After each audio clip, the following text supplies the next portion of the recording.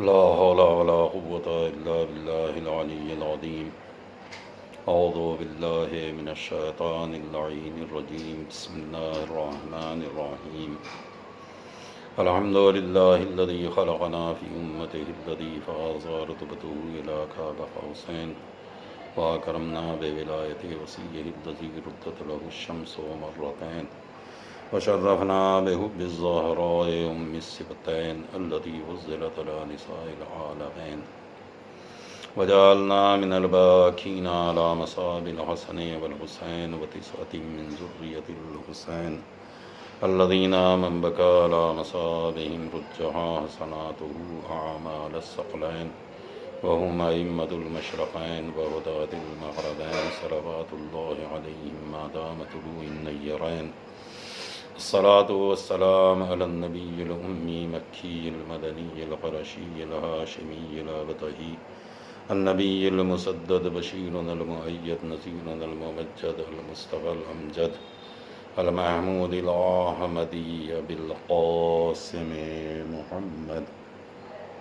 اللهم صل على وعلى أهل بيته الطيبين الطاهرين المعصومين المظلومين ولعنة الله على أعدائهم أجمعين من يومنا هذا إلى يوم الدين. أما بعد فقد قال رسول الله صلى الله عليه وآله وسلم يملأ الأرض قسطا وعدلا كما ملئت ظلما وجورا. عزیزان محترم و آزاداران مظلوم کربلا سید الشہداء حضرت ابا عبداللہ امام حسین علیہ السلام، پروردگار عالم مالکہ کونین مادر امام حسین جناب فاطمہ زہرا سلام اللہ علیہا کے صدقے اور طفیل میں ہماری اس کوشش کو اپنی بارگاہ میں درجہ قبولیت عطا کرے، اور جتنے بھی عزادار سننے والے ہیں پروردگار سب کو صحت و سلامتی عطا کرے، توفیقات و درجات میں بلندی عنایت کرے۔ پروردگار خاص طور سے بانی مجلس ہمارے آصف جاں بھائی، انہیں بھی صحت و سلامتی عطا کر، توفیقات و درجات میں بلندی عنایت کر۔ الہی ان کے رزق میں وسعت عطا کر، کاروبار میں ترقی عنایت کر۔ اے میرے معبود، اس عزاداری کے صدقے میں انہیں ان کے گھر والوں کو تمام تر آفات ارضی و سماوی سے محفوظ رکھ۔ پروردگار توفیق دے کہ اس سے بہتر انداز میں عزائے حسین برگزار کر کے بیوی کی بارگاہ میں ہدیہ پیش کر سکیں۔ عزیزو، جیسا کہ ایک موضوع کے تحت آپ حضرات کی خدمت میں گفتگو پیش کی جا رہی ہے، آج بھی اسی سلسلے سے کچھ بات کرنا ہے۔ پیغمبر اسلام کا یہ فرمان گرامی کہ یملأ الارض قسطا وعدلا کما ملئت ظلما وجورا، وہ جب امام آئیں گے تو اس کائنات کو عدل و انصاف سے اسی طریقے سے بھر دیں گے جیسے یہ ظلم و جور سے بھری ہوئی ہوگی۔ میں نے کل کی گفتگو میں آپ سے یہ بات عرض کی تھی کہ امام سے ملاقات کرنے کے لیے ضروری ہے کہ آدمی کے اندر اخلاص ہو، آدمی کے اندر واقعاً محبت ہو، آدمی کے اندر واقعاً ان سے لگاؤ ہو۔ اگر کسی کے اندر لگاؤ ہے، اگر کسی کے اندر محبت ہے، اگر کسی کے اندر واقعاً شوق دیدار پایا جا رہا ہے اور وہ اس دیدار کے لیے کوشش کر رہا ہے، تو ایسا نہیں ہے کہ امام سے ملاقات نہیں ہوگی۔ یقین ہے کہ امام سے ملاقات ہوگی، اور جن لوگوں کے دل میں یہ شوق دید تھا، یہ شوق محبت تھا، یہ کیا کہتے ہیں جذبات کے اندر ان کے یہ لگاؤ تھا کہ کسی بھی طریقے سے ہمیں امام سے ملاقات کرنا ہے، ہمیں امام کا دیدار کرنا ہے، ان لوگوں نے امام کا دیدار کیا ہے، ان لوگوں نے امام سے ملاقات کی ہے۔ لہٰذا میں نے کل کی مجلس میں یہ بیان کیا تھا کہ امام سے ملاقات کیسے ہو سکتی ہے، کون لوگ ہیں جو امام سے ملاقات کر سکتے ہیں۔ کیا ہم یوں ہی زبانی دعوے کرتے رہیں کہ ہم امام کے چاہنے والے ہیں، ہم امام سے محبت کرنے والے ہیں؟ نہیں، پہلے امام سے محبت ہو، اس کے بعد امام کا عرفان ہو اور پھر جذبہ نصرت ہو۔ ظاہر ہے کہ جب یہ ساری چیزیں ایک انسان کے اندر اکٹھا ہوں گی تو یقیناً امام سے ملاقات کرے گا۔ لہٰذا کس طریقے کے افراد ہونے چاہیے؟ ایسا نہ ہو کہ جو غفلتوں میں زندگی گزار رہے ہوں، ایسے نہ ہوں کہ جو واقعاً زبان سے خالی اپنے آپے کو شیعہ اہل بیت کہتے ہوں اور ان کے عمل سے اس بات کا اظہار نہ ہو کہ واقعاً یہ امام کے چاہنے والے ہیں یا امام کا انتظار کرنے والے ہیں۔ میں آج کی مجلس میں 2-4 ایسی باتیں عرض کر دیتا ہوں کہ جس سے یہ معلوم ہو جائے کہ امام کے شیعہ کو کس طریقے کا ہونا چاہیے۔ ہمارے اور آپ کے 8ویں امام امام علی رضا علیہ السلام کا فرمان گرامی ہے کہ من رأى سلطانا جائرا، اگر کوئی ایک ظالم بادشاہ کو دیکھے، ظالم حاکم کو دیکھے، ظالم حکمراں کو دیکھے، کس طریقے؟ اب ظاہر ہے کہ اگر میں اس بات کی تشریح کروں تو آج کے دور میں کوئی ظالم بادشاہ تو ہے نہیں، آج کے دور میں کوئی ظالم حکمراں تو نظر نہیں آ رہا ہے، لیکن یہاں پر امام کی مراد کیا ہے کہ کوئی اگر ظالم بادشاہ کو دیکھے، سلطان جائر کو دیکھے، تو سلطان جائر سے مراد یہاں کے اوپر کیا کہتے ہیں، اس طریقے کے افراد ہیں کہ جن کے ہاتھ میں قوت ہے، جن کے ہاتھ میں طاقت ہے، جن کے پاس صلاحیت ہے کہ وہ کسی ایک چیز کے اوپر حکومت کر رہے ہیں۔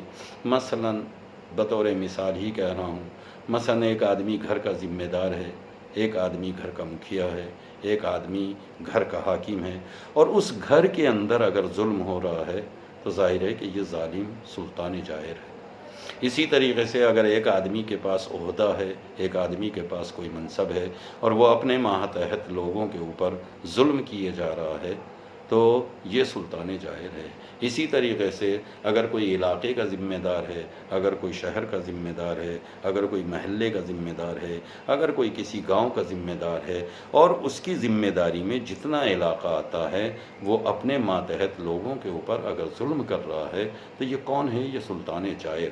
اگر ایسے کسی آدمی کو کوئی انسان دیکھے، امام رضا کہہ رہے ہیں من رأى سلطانا جائرا، اگر کوئی سلطان جائر کو دیکھے مستحلا لحرم اللہ، اس طریقے کا سلطان جائر کہ جو مستحلا لحرم اللہ، اللہ کے حرام کردہ چیزوں کو حلال قرار دے رہا ہو، ناقصا لعہد اللہ، اللہ کی حرام کردہ چیزیں، ظاہر ہے کہ ان حرام محرمات کے بارے میں آپ جانتے ہیں، آپ کو معلوم ہے، کوئی بھی حلال خدا ہو اسے حرام کر رہا ہے یا حرام خدا ہو اسے حلال قرار دے رہا ہو، ناقصا لعہد اللہ، اور اللہ کے عہد کو توڑ رہا ہو، مخالفا لسنت رسول اللہ، اور رسول کی سنت کی مخالفت کر رہا ہو، یعمل فی عباد اللہ بالاسم والعدوان، اور لوگوں کے درمیان میں اس طریقے کا عمل کرتا ہو جو گناہ ہے، جو عدوان ہے، فَلَمْ يُغَيَّرْ إِلَيْهِ بِقَوْلٍ وَفِعْلٍ، اور پھر اس کے فعل میں، اس کے قول میں کوئی تغییر نہ ہو۔ کس کے فعل میں؟ من رہا، جو دیکھ رہا ہے، دیکھنے والے کا نہ کیا کہتے ہیں قول بدلے اور نہ دیکھنے والے کا فعل بدلے، یعنی اس نے حلال خدا کو حرام ہوتے ہوئے دیکھا، حرام خدا کو حلال کرتے ہوئے دیکھا، اللہ کے عہد کو توڑتے ہوئے دیکھا، مثلا دیکھ رہا ہے کہ اللہ نے حکم دیا ہے کہ اس طریقے کا عمل انجام دو مگر وہ نہیں دے رہا ہے، اللہ نے کہا ہے شراب نہ پیو مگر ایک آدمی کو ہم نے پیتے ہوئے دیکھا، اسی طریقے سے کوئی بھی کیا کہتے ہیں ہم نے جو ہے عمل ہوتے ہوئے دیکھا، ناقصا لعہد اللہ، اللہ کے عہد کو توڑتے ہوئے دیکھا، مخالفاً لسنت الرسول، سنت رسول اللہ، اور رسول کی سنت کی مخالفت کو کرتے ہوئے دیکھا، دیکھنے والے کے عمل میں کوئی تبدیلی نہیں آئی، دیکھنے والے کا نہ قول بدلا، نہ اس کی بات میں تبدیلی آئی اور نہ اس کے عمل کے اندر تبدیلی آئی، کان حقا علی اللہ، تو ایسے آدمی کے لیے اللہ کو حق ہے کہ ان یدخلہ مدخلا، کہ اسے اس کے مدخل میں داخل کر دے۔ اب ہم اگر اپنے دور کے اوپر دیکھیں، اپنے دور میں اس بات کو دیکھیں، تو کیا واقعاً ہمارے دور کے اندر یہ بات پائی جا رہی ہے؟ کسی بھی طریقے سے نہیں۔ یا دوسری جگہ کیا کہتے ہیں، امام رضا نے ہی ارشاد فرمایا، شیعتنا، ہمارے شیعہ کون ہیں؟ ہمارے شیعہ المسلمون لامرنا، جو ہمارے امر کو تسلیم کرتے ہیں، ہم جو بھی حکم دیتے ہیں وہ اسے بے چون و چرا مان لیتے ہیں، اس کی مخالفت نہیں کرتے، اس میں شک و شبہ نہیں کرتے، ہم نے کہہ دیا اور انہوں نے مان لیا۔ وَالْآخِذُونَ بِقَوْلِنَا، اور ہمارے قول کو ہر حال میں تسلیم کر لیتے ہیں، ہمارے امر کو تسلیم کرتے ہیں، ہمارے قول کو تسلیم کرتے ہیں۔ المخالفون لِأَعْدَائِنَا، ہمارے دشمنوں کی مخالفت کرتے ہیں۔ فَمَن لَّمْ يَكُنْ كَذَلِكَ، اگر کوئی ایسا نہیں ہے فَلَيْسَ مِنَّا، تو پھر یاد رکھنا وہ ہم میں سے نہیں ہے۔ کون کہہ رہا ہے؟ امام علی رضا علیہ السلام۔ لہذا اگر ان ساری چیزوں کو اکٹھا کیا جائے، ان ساری چیزوں کے اوپر غور کیا جائے، تو ہمیں اپنے عمل سے نظر نہیں آتا ہے کہ ہم واقعاً امام کے شیعہ ہیں۔ ہم زیادہ تر اپنی چاہتوں پر عمل کرتے ہیں، ہم اپنے جذبات کے ساتھ چلتے ہیں، ہم اپنی خواہشوں کے اوپر عمل کر رہے ہیں، مگر امام کیا کریں؟ ہمارے شیعہ المسلمون لامرنا الآخذون بقولنا،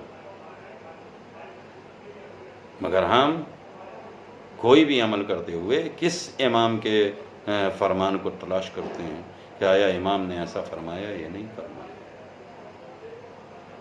بلکہ اگر آپ دور ائمہ اطہار علیہم الصلاۃ کے اوپر غور کریں، بہرحال ایک مشہور واقعہ ہے کہ ایک شخص خدمت امام کے اندر گیا اور جانے کے بعد اس نے کہا کہ مولا میں آپ کا چاہنے والا ہوں، مولا میں آپ سے محبت کرتا ہوں۔ امام نے کہا کہ کیا تم ہم سے محبت کرتے ہو؟ امام کا یہ جملہ ہی بتا رہا ہے کہ امام کا چاہنے والا الگ ہوتا ہے، امام سے محبت کرنے والا الگ ہوتا ہے۔ لہذا امام نے کہا کہ کیا واقعاً تم ہم سے محبت کرتے ہو؟ اس نے کہا جی مولا میں آپ سے محبت کرتا ہوں۔ تندور روشن تھا، آگ دہکی ہوئی تھی۔ امام نے کہا اگر ہم سے محبت کرتے ہو تو تندور میں کود جاؤ۔ اس نے کہا مولا محبت کرتا ہوں، آپ تو مجھے جلنے کا حکم دے رہے ہیں، میں آگ میں اگر کود جاؤں گا تو جل جاؤں گا، جب میں ہی نہیں رہوں گا تو آپ سے محبت کون کرے گا؟ ایسے محبوں کی امام کو ضرورت نہیں ہے۔ اتنے میں ہارون مکی آ گئے، اور جب ہارون مکی آئے تو ہارون مکی ایک سفر سے لوٹے تھے۔ آتے ہی امام کو سلام کیا، امام نے جواب سلام دیا، اور جواب سلام دے کے ابھی خیریت تک نہیں پوچھی، امام نے کہا ہارون تندور کے اندر کود جاؤ۔ ہارون تندور میں کود گئے۔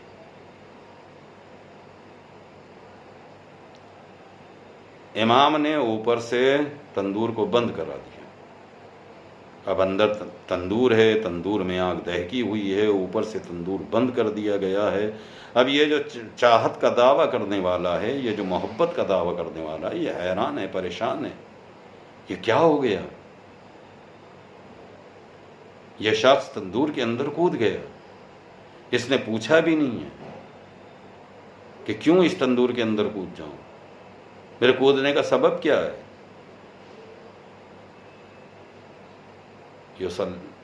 مسلمون الآخذون، یہی ہیں امام کا قول لینے والے، یہی ہیں امام کے قول کے اوپر عمل کرنے والے، جو بغیر پوچھے تندور کے اندر کود گئے۔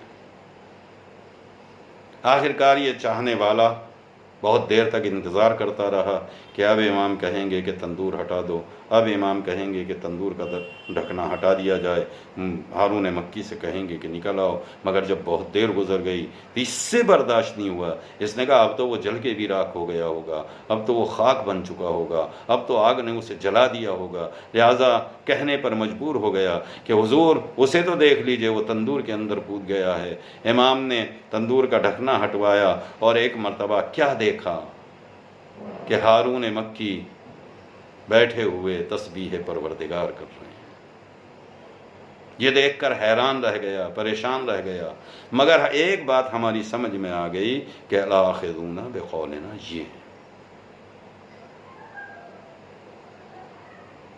حالانکہ بہت سارے کیا کہتے ہیں نکات ہیں جو اس سلسلے میں پیش کیے جاتے ہیں، میں بس ایک طرف اشارہ کر دوں کہ آخر ہارون مکی جب آگ کے اندر کود گئے اور تندور کو اوپر سے بند کر دیا گیا تو ہارون جلے کیوں نہیں؟ ہارون کو آگ نے گسن کیوں نہیں پہنچائی؟ ہارون کے بدن کو تو جل جانا چاہیے تھا۔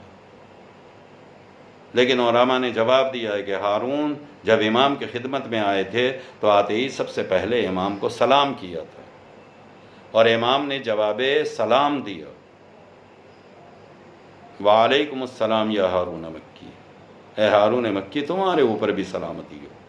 اب جب امام کسی کو سلامتی کی دعا دے دیں تو پھر دنیا کی کوئی طاقت اسے گزن نہیں پہنچا سکتی ہے، دنیا کی کوئی طاقت اسے تکلیف نہیں پہنچا سکتی۔ لہذا ہارون مکی جس طریقے سے آگ میں کودے تھے ویسے ہی سلامتی کے ساتھ آگ سے باہر نکل آئے۔ لہذا امام کے چاہنے والوں کو بالکل اسی طریقے کا ہونا چاہیے کہ اگر امام فرمان دیں، امام کوئی حکم دے دیں تو پھر ہمارے لیے ضروری ہے کہ ہم اس فرمان کے اوپر عمل کریں۔ مگر ہم جس امام کے دور میں زندگی گزار رہے ہیں یہ دور امام زمانہ علیہ الصلاۃ والسلام ہے۔ ہمیں اگر زندگی ملی ہوئی ہے تو امام کے طفیل میں، اگر آج ہم گفتگو کر رہے ہیں تو امام کے طفیل میں، اگر دنیا کی رعنائیوں کو دیکھ رہے ہیں تو امام کے صدقے میں، اگر ہم سانس لے رہے ہیں تو امام کے صدقے میں، اس دور میں ہم جو بھی امر انجام دے رہے ہیں وہ صدقہ ہے امام کا۔ کیوں؟ اس لیے کہ یہ زمین سلامت ہے امام کی وجہ سے، یہ آسمان سلامت ہے امام کی وجہ سے، یہ زمان و مکان کیا کہتے ہیں نظام کائنات چل رہا ہے امام کی وجہ سے۔ اگر امام نہ ہو تو قیامت آ جائے۔ لہٰذا ہمیں زندگی ملی ہے امام کے طفیل میں تو ہمیں دن رات شکر ادا کرنا چاہیے امام زمانہ علیہ الصلاۃ والسلام کا کہ مولا ہم آپ کے صدقے میں جی رہے ہیں، لہٰذا ہماری زندگی کا کم سے کم ایک حصہ تو ایسا ہو کہ جس میں ہم امام سے گفتگو کریں۔ اور جب کسی کو کوئی چیز مل جاتی ہے، کوئی نعمت ملتی ہے تو دینے والے کا شکر ادا کیا جاتا ہے، لیکن ہم شکر نعمت نہیں کر پا رہے ہیں۔ ہمیں تو امام کا شکر ادا کرنا چاہیے کہ حضور آپ کے طفیل میں، آپ کے صدقے میں ہم نے جو کھایا ہے وہ امام کا صدقہ ہے، جو آنے والے دور میں کھائیں گے وہ بھی امام کا صدقہ ہوگا۔ لہذا امام کے صدقے میں کھا کھا کے ہم جی تو رہے ہیں مگر امام کی طرف متوجہ نہیں ہو رہے ہیں۔ یوم ندعو کل اناس بامامہم، کل میں نے عرض کیا تھا کہ ہم ہر دور کے لوگوں کو اس کے امام کے ساتھ پکاریں گے۔ نبی کا ارشاد ہے من مات میتۃ جاہلیہ، من مات ولم یعرف امام زمانہ فقد مات میتۃ جاہلیہ، جو بھی اپنے زمانے کے امام کو پہچانے بغیر مر جائے گا وہ جاہلیت کی موت مرے گا۔ لہذا ہمارے اوپر لازمی ہے کہ ہم اپنے امام کی معرفت حاصل کریں، ہمیں اپنے امام کے بارے میں جانیں، ان کا عرفان حاصل کریں۔ اگر ہم چاہتے ہیں کہ امام سے ملاقات ہو، اگر ہم چاہتے ہیں کہ امام کا دیدار ہو تو عارفاً بحق، ہم امام کے حق کو پہچانیں پہلے، ہم امام کی معرفت حاصل کریں پہلے۔ اور اگر ہمیں یہ معرفت حاصل نہیں ہو رہی ہے، اگر ہم امام کو نہیں پہچان رہے ہیں، امام کے بارے میں اگر ہمیں معلومات نہیں ہیں، میں نہیں کہتا کہ ہر کتاب آپ پڑھ سکتے ہیں، سارے لوگوں کو پڑھنا نہیں آتا ہے، سارے لوگوں کے پاس علم نہیں ہے۔ اگر ماں باپ پڑھے لکھے ہیں تو وہ اپنے بچوں کو بٹھا کے کتاب پڑھ کے سنائیں۔ اگر ماں باپ پڑھے ہوئے نہیں ہیں تو آج کے دور میں تقریباً ہر آدمی نے اپنی اولاد کو پڑھا لکھا بنا رکھا ہے، لہٰذا ایک کتاب جو امام زمانہ سے مربوط ہے وہ اپنے بچے کے ہاتھ میں دیں، لو بیٹا تم پڑھو، ہم سنیں گے، اور پھر وہ بچہ پڑھے اور ہم اسے سنیں، تاکہ ہمارے ذہنوں میں تذکرہ امام آئے، تاکہ ہمارے ذہنوں میں امام کی معرفت آئے، امام کے بارے میں ہمیں علم آئے، امام کے بارے میں ہم جانیں امام ہم سے کیا چاہتے ہیں، امام ہم کو کیسا دیکھنا چاہتے ہیں، امام کو کیسے لوگ پسند ہیں، امام کس طریقے کے لوگوں کے درمیان میں آئیں گے۔ اب جب ہمیں یہ پتہ ہی نہیں کہ امام کے اصحاب کو کیسا ہونا چاہیے، امام کے چاہنے والوں کو کس طریقے کا ہونا چاہیے، تو یہ بتائیے ہم ہوں گے کیسے؟ لہذا ہمارے اوپر فرض ہے، ہمارے اوپر لازمی ہے کہ ہم کچھ اور کریں یا نہ کریں، مگر اپنے دور کے امام کو ضرور پہچانیں، اپنے امام کی معرفت حاصل کریں، گھر میں رہیں تو گھر والوں کو بھی تعلیم دیں، گھر والوں کو متوجہ کریں، اور اگر کسی مشکل میں گرفتار ہو گئے ہیں، کسی مصیبت میں گرفتار ہو گئے ہیں، کوئی ہمارے اوپر بلا ٹوٹ پڑی ہے، ہمارے اوپر کچھ آفتیں آ گئی ہیں، تو پھر ہمارے لیے لازمی ہے کہ امام سے استغاثہ کریں، امام کو پکاریں۔ امام نے کہا ہے تم مجھے پکارو میں آ جاؤں گا، تم مجھے آواز دو میں آ جاؤں گا۔ بس میرے عزیز، مجھے اس سے زیادہ عرض نہیں کرنا ہے۔ محرم کی 7 تاریخ ہو گئی، لیکن ابھی تک ہم نے فاطمہ کو ان کے لال کا پرسہ نہیں دیا، ابھی تک ہم دل بھر کے فاطمہ کے لال کے اوپر رو نہیں سکے۔ محرم کی 7 تاریخ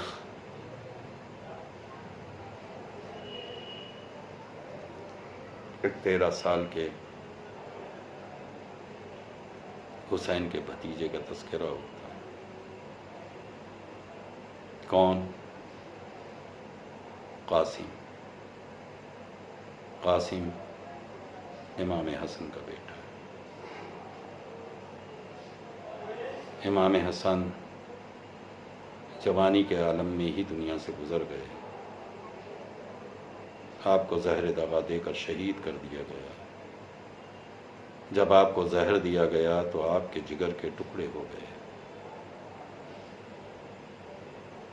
بس ایک روایت کی طرف اشارہ کرنا چاہتا ہوں، جب امام حسن دنیا سے گئے تو قاسم بڑے نہیں تھے، 1.5 یا 2 سال کے رہے ہوں گے اس وقت۔ امام حسن کے جگر میں درد ہے، سینے میں درد ہے، قاسم باہر سے آئے اور ایک مرتبہ امام حسن کے سینے پہ بیٹھ گئے۔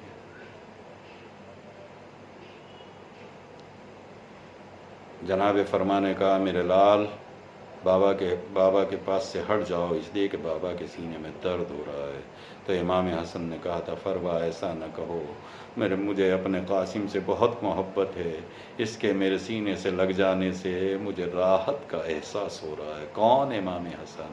وہی امام حسن یہ تاریخ کا واحد امام ہے کہ جس کا جنازہ ایک بار گھر سے گیا تو دوبارہ گھر کے اندر واپس آیا، ورنہ دنیا میں یہی ہوتا ہے کہ جو جنازہ ایک بار گھر سے چلا جاتا ہے وہ دوبارہ گھر کے اندر واپس نہیں آتا۔ مگر ہائے میرا دوسرا امام حسن، جب جنازہ گھر سے گیا تو کفن سفید تھا، جب دوبارہ گھر کے اندر جنازہ واپس آیا تو کفن رنگین ہو چکا تھا، کفن سرخ ہو چکا تھا۔ عزیزوں میں ایک جملہ کہوں گا، توجہ کیجئے گا کہ جناب زینب نے ایک بھائی کے جنازے میں تیر دیکھے ہیں تو ایک بھائی کے جنازے کو تیروں پر معلق دیکھا ہے۔ جناب قاسم کے بارے میں روایتیں ملتی ہیں کہ جب جناب امام حسن دنیا سے جا رہے تھے تو ایک چھوٹا سا رقعہ لکھا اور لکھ کے جناب فروا سے کہا تھا کہ اسے قاسم کے بازو پر باندھ دینا، اگر کوئی مشکل وقت آ جائے تو اس وقت یہ رقعہ کھول کر پڑھ لیا جائے، مشکل آسان ہو جائے گی۔ لو عزیزوں، میں ایک جملہ اور کہہ دوں، اگر کوئی کسی کا شوہر دنیا سے گزر جاتا ہے تو ہوتا یہ ہے کہ بیوہ اپنے شوہر کی نشانی کو بڑی محبت سے پالتی ہے، ہمیشہ اسی کے اوپر بھروسہ کرتی ہے، چونکہ وہ زندگی کا سہارا ہوتا ہے، وہ گزرے ہوئے شوہر کی محبت کی نشانی ہوا کرتا ہے۔ مگر کون کہے، کیسے کہوں، کس طریقے سے کہوں کہ فروا قاسم کو پال رہی ہے، اس لیے نہیں پال رہی ہے کہ یہ میرے بڑھاپے میں، میری پیری میں میرا سہارا بنے گا۔